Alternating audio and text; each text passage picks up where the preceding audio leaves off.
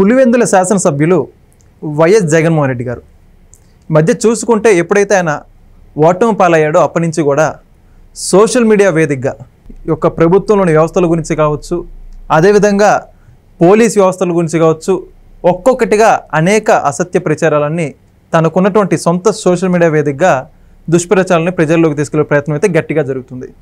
మరి అయితే ఈ అధికారులను బ్లాక్మెయిల్ చేయడం, మరో పక్క వ్యవస్థలన్నింటినీ కూడా పక్కదారి బట్టి వచ్చే విధంగా ప్రజల్లోకి ఈ విధంగా అసత్య ప్రచారాలు తీసుకెళ్ళడం, వీటన్నిటిని అడ్డుకట్ట ఏ విధంగా వేయాలి, వీటన్నిటి భవిష్యత్ పరిణామాలు ఏంటి, వీటన్నిటి గురించి తెలుసుకునే ప్రయత్నం చేద్దాం. మనతో ఉన్నారు సీనియర్ జర్నలిస్ట్ సత్యమూర్తి గారు.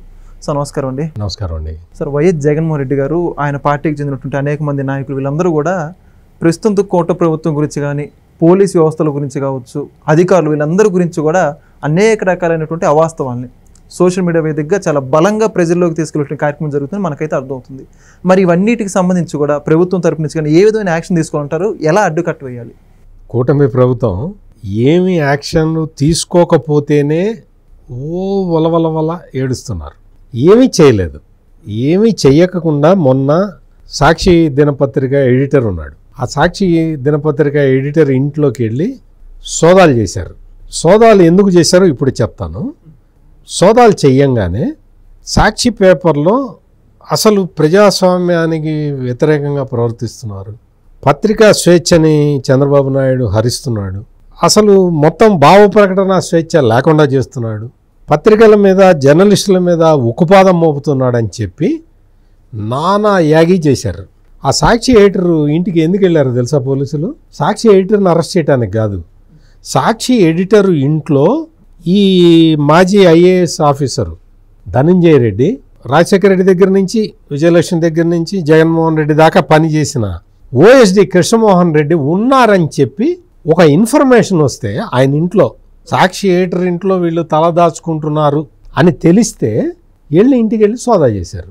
సాక్షి ఎడిటర్ ఇంట్లో కొన్ని పేపర్లు కూడా స్వాధీనం చేసుకున్నారు, కొన్ని డాక్యుమెంట్లు. ఆ తర్వాత వాళ్ళు సుప్రీంకోర్టు దాకా వెళ్ళి వాళ్ళకి యాంటిసిపేటరీ బెయిల్ రకరకాల ప్రయత్నాలు చేశారు. సుప్రీంకోర్టు కూడా వాళ్ళకి రిలీఫ్ ఇవ్వకపోతే అప్పుడు అరెస్ట్ చేశారు పోలీసులు. కేసుకి సంబంధించి పోలీసులు ఒక చోటకి వెళ్ళి విచారణ జరిపితే అది ఏదో పత్రికా స్వేచ్ఛ అని, జర్నలిస్టులకి స్వేచ్ఛ అని, వాళ్ళ మీద ఒత్తిడి తీసుకొస్తున్నారని ఈ రకంగా వాళ్ళు విపరీతమైన ప్రచారం చేసినా కానీ విచిత్రంగా రాష్ట్ర ప్రభుత్వం భయపడలా. జనరల్గా ఏంటి అంటే ఈ రాజకీయమయ అంటే వాతావరణం అంతా చాలా సెన్సిటివ్గా ఉంటుంది కదా, సెన్సిటివ్గా ఉంటుంది. ఆ సెన్సిటివ్గా ఉన్న వాతావరణంలో ఎందుకు ఈ గొడవ, మన మీద రాష్ట్రాన్ని అభివృద్ధి చేయడానికి వచ్చాము, ఈ గోలంతా మనకెందుకు, ఆపండి అని చెప్పే అవకాశం ఉంటుంది. తెలుగుదేశం పార్టీ అయితే అట్లాగే చేస్తారు, మనకి ఇవన్నీ ఎందుకండి, ఈ కాంట్రవర్సీలు వద్దులేండి అంటారు. ఈసారి ఎందుకో అనలా. అట్లా ఈ ధనంజయ రెడ్డి, కృష్ణమోహన్ రెడ్డి వాళ్ళ కోసం వెళ్ళి వెతికితే వాళ్ళను మరి సాక్షి ఎడిటర్ ఇంట్లో దాచిపెట్టచ్చా, డాక్యుమెంట్లు అక్కడ పెట్టచ్చు, సేఫ్గా ఉంటాయి కదా అని దాచిపెట్టచ్చా? ఇటువంటి విషయాలన్నీ దాచిపెట్టడం, అసత్యాలని ప్రచారం చేయటం. అంబటి రాంబాబు వచ్చి అసలు లిక్కర్ అసలు కుంభకోణమే కాదండి, అసలు ఏమీ లేకపోయినా అరెస్ట్ చేశారు అని చెప్తాడు. పేరుని నానే అదే చెప్తాడు. అసలు ఇది కుంభకోణం ఎట్లా అవుతుందండి? ప్రభుత్వం అమ్మటం కుంభకోణమా, ప్రైవేట్ వాడు అమ్మటం కుంభకోణమా అంటాడు. ఇవన్నీ అతి తెలివితేటలతోటి వాళ్ళు చేస్తున్నా ఇవి. ఇంకొకటి ఏంటి అంటే మనం ఇక్కడ మరీ ముఖ్యంగా ఆలోచించాల్సింది ఏంటంటే సోషల్ మీడియా ద్వారా, సోషల్ మీడియాలో అంటే సాక్షి పేపరు పొద్దున్న లేచిన దగ్గర నుంచి ఇటువంటి ప్రయత్నాలే చేస్తూ ఉంటుంది. అసత్యాల్ని విపరీతంగా స్ప్రెడ్ చేస్తూ ఉన్నది. సాక్షి ఛానళ్ళు అసలు అన్ని అబద్ధాలనే ప్రసారం చేస్తూ ఉన్నది. ఇవి కాకుండా వైసీపీ సోషల్ మీడియా కూడా ఇదే బాటన ఉన్నది.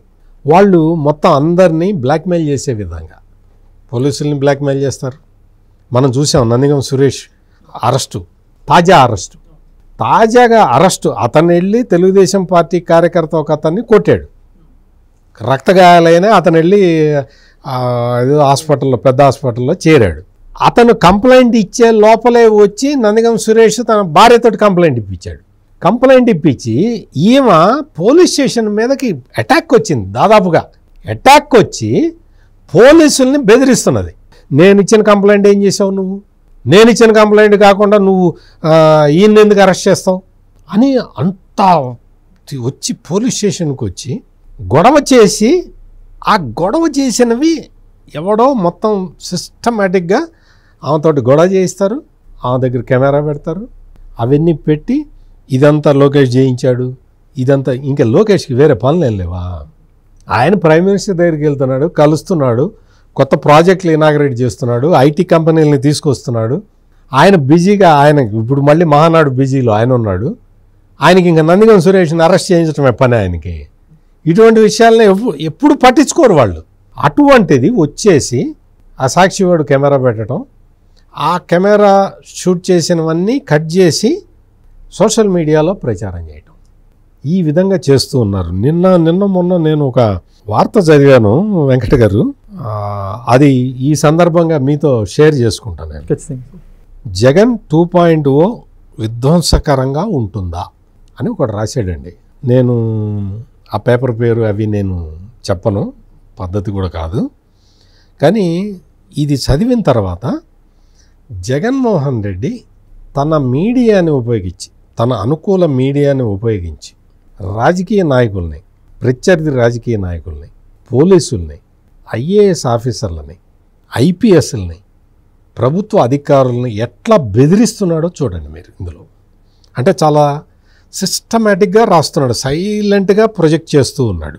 రాజకీయాల్లో ఎవరి మీద ఆయన కక్ష కడితే అది ఎలా చుట్టూ అల్లాలన్నదే ఇప్పుడు సీఎం చంద్రబాబును చూసుకొని మరీ నేర్చుకోవాలి. అంటే నువ్వు మద్యం కుంభకోణం నువ్వు చేయొచ్చే, దాని మీద కేసు పెట్టడం తప్ప. ఇందాక నేను ఆ ఎంపీ నందిగం సురేష్ గురించి, మాజీ ఎంపీ చెప్పా, నువ్వు అటాక్ చేసి ఒకరిని కొట్టచ్చా, నిన్ను అరెస్ట్ చేయడం తప్ప? తీసుకొచ్చి నువ్వు లోకేష్కి వాటికి వీటికి ముడిపెట్టి చెప్తావా? నువ్వు చంద్రబాబును చూసి ఆ కథ ఎట్లా అల్లాలో నేర్చుకోవాలట. అంటే జగన్మోహన్ రెడ్డి ఎట్లా స్లో పాయిజన్ ఇంజెక్ట్ చేస్తాడో చెప్తున్నా నేను. ముఖ్యంగా జగన్మోహన్ రెడ్డి వంటి నేతలు నేర్చుకోవాలి అంటూ పలువురు విశ్లేషకులు తెలుపుతున్నారు. అంటే జగన్మోహన్ రెడ్డి అమాయకుడు. మాస్క్ అడిగిన సుధాకర్ నుంచి ఎంతమంది దళితుల్ని చంపాడు, ఎంతమంది బీసీలని. ఒక చిన్న పిల్లాడు, అమర్నాథ్ గౌడ్ అనే పిల్లాడు, మా అక్కయ్యని వేధించొద్దురా అంటే ఆ వైసీపీ లీడర్ అక్కడ ఉన్న వాళ్ళందరూ కలిసి ఆ పిల్లగాడు 12 ఏళ్ల పిల్లగాడి నోట్లో పేపర్లు గుక్కి కిరసనాయిలు పోసి సజీవ దహనం చేశారు. అసలు ఇవన్నీ చేసిన జగన్మోహన్ రెడ్డిట నేర్చుకోవాలట చంద్రబాబు నాయుడిని చూసి, అంటే ఎట్లా చేయాలనేది. అంటే రాయించే పద్ధతి చెప్తున్నా. వాస్తవంగా జగన్మోహన్ రెడ్డిని రాజకీయంగా సమాధి చేయడానికి అప్పుడు సోనియా గాంధీ ప్రయత్నించింది. అంటే ఆవిడ తన సత్తా ఏంటో చూపెట్టాలనుకుంది, కానీ పూర్తిగా రాజకీయ జీవితాన్ని నాశనం చేయాలనుకోలేదు. ఇతనికి తెలుసా, నువ్వు కాంగ్రెస్ పార్టీ మీద నేను ఓదార్పు యాత్ర ఏం చెప్పారు, కాంగ్రెస్ పార్టీ వాళ్ళు ఏం చెప్పారు, ఇండివిజువల్గా యాత్రలు గీతలు చేయటానికి కాదు, నువ్వు నీ ప్రోగ్రామ్ ఏంటో పార్టీకి పంపించి పార్టీ దగ్గర నువ్వు పర్మిషన్ తీసుకో అని చెప్పారు. వాళ్ళేం ఓదార్పు యాత్ర వద్దని చెప్పలేదు కాంగ్రెస్ పార్టీ. సోనియా గాంధీ ఏ రోజున కూడా నువ్వు ఓదార్పు యాత్ర చెయ్యొద్దని చెప్పలే. ఏం చెప్పింది అంటే, నీ టూర్ ప్రోగ్రాం ముందర పీసీసీ ప్రెసిడెంట్కి ఇవ్వు, పీసీసీ ప్రెసిడెంట్ యాక్సెప్ట్ చేయాలి, మా పార్టీలో ఉన్న రూల్ అది, నువ్వు కొత్తగా పార్టీలోకి వచ్చావు మీ నాన్న చచ్చిపోయిన తర్వాత కాబట్టి నేను చెప్తున్నా అని చెబితే సోనియా గాంధీ ఆపింది. సోనియా గాంధీని ఎదురించిన మొనగాడు ఈ రకరకాల కామెంట్లన్నీ అప్పటి నుంచి ప్రచారం తప్పుడు ప్రచారం చేస్తూనే ఉన్నారు. ఈ రోజుకి కూడా సోనియా గాంధీ ఇతని రాజకీయ జీవితాన్ని ఆపాలని చూసిందట. ఎవరు చెప్పారు నీకు, ఎక్కడ ఆపాలని చూసింది? అన్ని అబద్ధాలే. అసలు జగన్మోహన్ రెడ్డి రాజకీయ జీవితమే అబద్ధం. జగన్ ఒక దెబ్బ కొడితే ఖచ్చితంగా తన వైపు తిరుగుతారని అనుకుందిట సోనియా గాంధీ. ఈయన పెద్ద జాతీయ నాయకుడు, ఈయన్ని తన వైపు తిప్పుకోవాలని సోనియా గాంధీ ప్లాన్ చేసిందిట. ప్లాన్ చేస్తే ఇట్లా ఉంటుందా, నువ్వు ఓదార్పు యాత్ర చేస్తానంటే పో అంటుంది కదా. అసలైన ఇంకొక పాయింట్ ఏంటంటే, నువ్వు కాంగ్రెస్ పార్టీని మరి ఓదార్పు యాత్ర చేస్తానండి పర్మిషన్ ఇవ్వండి అని ఎందుకు అడిగావు? నువ్వు అడిగావా? నువ్వు అడగలేదా? నువ్వు అడగకుండానే వెళ్తే వాళ్ళు ఆపారా ఏంటి? చెప్పు, క్లారిటీతో చెప్పాలి కదా. అయితే సోనియా గాంధీకి ఉన్న ఆకాంక్షను క్యాష్ చేసుకొని ఆవిడ పెట్టించిన కేసులలో ఇంక్లూడ్ అయ్యి జగన్ జీవితాన్ని దెబ్బేయడానికి ప్లాన్ చేసింది టీడీపీ పార్టీ. ఎవరు ఇంక్లూడ్ కాదు, అతనికి పాపం అతనికి నాలెడ్జ్ లేదు, కావాలి తప్పు రాశాడు, ఇంప్లీడ్ కేసులో ఇంప్లీడ్ కావటం అంటారు. అతనికి ఆ పదం తెలియక ఇంక్లూడ్ అని రాశాడు, అది వేరే విషయం. అంటే టీడీపీ పార్టీ దెబ్బేయడానికి ప్రయత్నం చేసిందా? నువ్వు టీడీపీ పార్టీ అధ్యక్షుడు చంద్రబాబు నాయుడు మీద జగన్మోహన్ రెడ్డి ఎన్ని కేసులు వేయించాడు? వాళ్ళ నాన్న ఎన్ని కేసులు వేయించాడు? వాళ్ళ అమ్మ ఎన్ని కేసులు వేయించింది? ఒక్క దాంట్లో అయినా రుజువు చేయగలిగావా? విత్డ్రా చేసుకున్నావు కదా, మీరే మీ అమ్మ నాన్న కేసులు విత్డ్రా చేసుకున్నారు కదా, నువ్వేం చేశావు? అరెస్ట్ చేసి జైల్లో పెట్టావు. ఇప్పుడు ఏమైంది నీ పరిస్థితి? తెలుగుదేశం నాయకులు అంటే లీగల్గా ఉన్న వాళ్లకు ఉన్న టాలెంట్తో జగన్ని 16 నెలలు బయటికి రాకుండా జైల్లో ఉంచారట. తెలుగుదేశం పార్టీ నాయకులు కేసు వాదించారా? తెలుగుదేశం పార్టీ నువ్వు 16 నెలలు జైల్లో ఉన్నదేంటి? అక్రమాస్తుల కేసులో. ఆ కేసు ఎవరు డీల్ చేశారు వెంకట గారు? కేంద్ర ప్రభుత్వం కదా మొత్తంగా. సిబిఐ ఈడీలు అన్ని. సిబిఐ ఎన్ఫోర్స్మెంట్ డైరెక్టరేట్ డీల్ చేస్తే చంద్రబాబు నాయుడు ఏం చేస్తాడు, తెలుగుదేశం పార్టీ వాళ్ళు ఏం చేస్తారు? వాళ్ళ పాత్ర ఎంతవరకు ఉంటుంది? ఎన్ఫోర్స్మెంట్ డైరెక్టరేటు 43,000 కోట్ల రూపాయల నీ ఆస్తుల్ని, నీ అక్రమాస్తుల్ని జప్తు చేసింది కదా. అంటే అది కూడా తప్పేనా? నీకు అసలు 43,000 కోట్ల రూపాయల అక్రమాస్తులు ఆస్తులు ఎక్కడి నుంచి వచ్చినాయి? అక్రమంగా రాలేదా? అక్రమంగా రాకపోతే ఈడీ జప్తు చేస్తే నువ్వు సుప్రీంకోర్టుకి వెళ్ళి విడిపించుకోవచ్చు కదా. ఎందుకు విడిపించుకోలే? నువ్వు 16 నెలలు జైల్లో ఉన్నావు. నువ్వేదో దేశానికి స్వాతంత్రం తేవడానికి ఉన్నావా? ఎవరి కోసం ఉన్నావు? దానికి తెలుగుదేశం పార్టీకి ఏంటి సంబంధం? అట్లా రాస్తారు. అంటే స్లో విషాన్ని ఇంజెక్ట్ చేస్తూ ఉంటారనమాట. ఇక ఆయన్ని జైల్లో అన్ని నెలలు ఉంచిన వాళ్ళు రాజకీయంగా ఆయన సమాధి అయిపోయినట్టే అని భావించారట. ఎవరు భావించారు? ఎట్లా భావిస్తారు? ఆయన చెల్లెలు, ఆయన తల్లి బైబిల్ పట్టుకొని ప్రచారం చేశారు కదా. మా అన్నని అక్రమంగా జైల్లో పెట్టారు అనే కదా వాళ్ళు ప్రచారంలో చెప్పింది. పార్టీ వెళ్ళిపోతుందని ఎవరు అనుకున్నారు? ఇట్లా విషాన్ని ప్రచారం చేస్తారనమాట. జగన్ని దెబ్బ కొడితే రాజకీయంగా దెబ్బ కొట్టడానికి కుదరదని 23 ఎమ్మెల్యేలని తీసుకున్నట్ట చంద్రబాబు నాయుడు. 23 ఎమ్మెల్యేలు అడిగిరాపో వెళ్ళి నారాయణ రెడ్డి ఉన్నాడు కదా, ఆదినారాయణ రెడ్డి, ఆయన వెళ్ళి అడిగిరాపో. ఆయన వచ్చాడా? ఆయన అప్పుడు వైసీపీ ఎమ్మెల్యేగా, ఆయన తెలుగుదేశంలాగా ఆయన వచ్చాడా? ఎవరన్నా బలవంతంగా తెచ్చారు? అడిగిరాపో ఆయన్ని. ఎవరి రాజకీయ అవసరం కోసం వాళ్ళు ప్రయత్నం చేస్తారు. అట్లా 23 మంది ఎమ్మెల్యేలు వస్తే ఆ ఎమ్మెల్యేలని తెచ్చింది ఏబి వెంకటేశ్వరరావు అన్న ఉద్దేశంతో ఏబి వెంకటేశ్వరరావుని అత్యంత నీచంగా అసలు పోస్టింగ్ కూడా ఇవ్వకుండా చేశాడు. జీతం లేదా? ఆ కేసు మొత్తాన్ని కొట్టేసి 3 సార్లు చివాట్లు పెట్టారు కోర్టు జగన్మోహన్ రెడ్డికి. నీకు ఇటు రాజకీయ కక్ష సాధించింది జగన్మోహన్ రెడ్డి. అందరి మీద, ఆఫీసర్ల మీద కక్ష సాధించాడు. తెలుగుదేశం నాయకుల్ని అరెస్ట్ చేశాడు. తెలుగుదేశం పార్టీ కార్యకర్తల మీద గంజాయి కేసులు పెట్టించాడు. రాజకీయ కక్షలు చేసిన జగన్మోహన్ రెడ్డి గిట చంద్రబాబు నాయుడు నేర్పాలట. చంద్రబాబు నాయుడిని చూసి నేర్చుకోవాలట. ఈ రాతలేంటి, ఇవేంటి, మొత్తం చంద్రబాబు నాయుడుతో పాటుగా టీడీపీ వాళ్ళని అరెస్ట్ చేస్తే ప్రతి ఒక్కరిని కాపాడుకున్నారు. జైలుకు పోనివ్వకుండా చంద్రబాబు కొంతమందిని కాపాడారు. జైలు కంటే ముందుగానే కోర్టు చేత మందలింపజేసేలా చేశారు. ఇవన్నీ చేశారా? ఎంతమందిని అరెస్ట్ చేసావు నువ్వు? ఎంతమందిని తీసుకెళ్ళి జైల్లో పడేసావు? అసలు కేసులు కూడా పెట్టకుండా జైల్లో పడేసావు కదా. వాళ్ళు మొత్తుకొని అయ్యా మా పిల్లాన్ని వదిలేయని చెప్పి తల్లిదండ్రులు వెళ్ళి ఎంతమంది ఎన్ని రకాలుగా అడిగారు, నువ్వు వదిలేవా? అన్ని అరాచకాలు చేసి చంద్రబాబు నాయుడు వదిలిచ్చాట. చంద్రబాబు నాయుడు వదిలిచ్చాడని చెప్పి అంటే ప్రజలందరూ మర్చిపోయారు కదా అని అసత్యాలని ప్రచారం చేయటం అన్నమాట. ఇప్పుడు డైరెక్ట్గా అంటే జగన్మోహన్ రెడ్డి ఓఎస్డి లాంటి వాళ్ళను కూడా లోపల వేస్తుంటే దిక్కుతోచని స్థితిలో ఉన్నారు. అంటే జగన్మోహన్ రెడ్డి మీద సింపతి జనరేట్ చేయడానికి వీడి తాపత్రయం అర్థమవుతుంది. సింపతి జనరేట్ చేయాలి. జగన్మోహన్ రెడ్డి దిక్కుతోచని స్థితి. కుంభకోణం ఎవడు చేయమన్నాడు? ఫస్ట్ అది చెప్పు. మద్యం పాలసీని ఎవడు మార్చమన్నాడు? ఫస్ట్ అది చెప్పాలి. 1,000 కోట్ల రూపాయలు దుబాయ్కి ఎందుకు పంపించావు? ఫస్ట్ అది చెప్పాలి. ఇప్పుడు దిక్కుతోచని స్థితిలో ఉన్నట్టు జగన్మోహన్ రెడ్డి. ఏమి రాస్తారంటే వీళ్ళు ఇప్పుట మొత్తం ఇదంతా రాసుకుంటూ వచ్చి లాస్ట్ పేరాల్లో ఏం రాస్తాడంటే, కానీ ప్రతి చోట మాత్రం జగన్ 2.0 మాత్రం ఈసారి వేరే లెవెల్లో ఉంటుందని కూడా ప్రతి చోట మాస్ వార్నింగ్ ఇస్తూ ఉంటాడు.